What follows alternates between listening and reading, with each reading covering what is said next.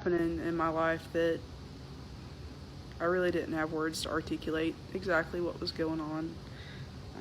Lots of good stuff, but a lot of my life falling apart too.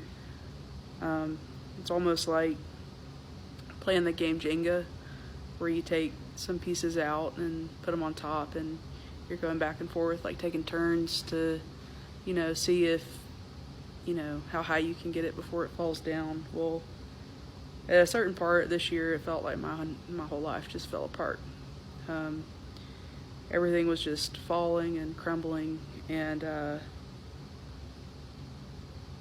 it was very scary, but in the midst of all of it, there was a hope.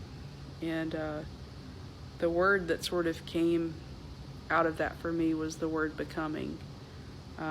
Significant enough that my license plate on my car says it. And I was reading this book. I've been working through this for a little over a year. This is called Untamed by Glennon Doyle. And it's not the typical sort of book that I would normally pick up and read. And I'll put it down for a long time and then pick it back up. But it always seems like I pick it back up in the right season of my life. And there's always a message in that one particular chapter that I picked up that's pertinent to that season. And this chapter I was reading last night was talking about how, like, as women, we kind of minimize ourselves and try to make ourselves really small. And then she starts talking about the word humility.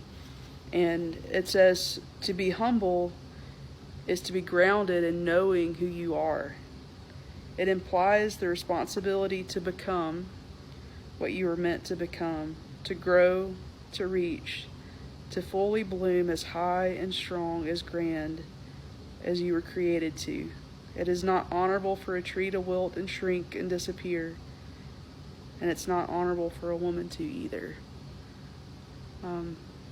So yeah, I thought that was pretty powerful and interesting that word kind of came up in that moment. But we're all on a journey to become the best versions of ourselves that we can be. I know that's definitely kind of where I'm at right now in my life.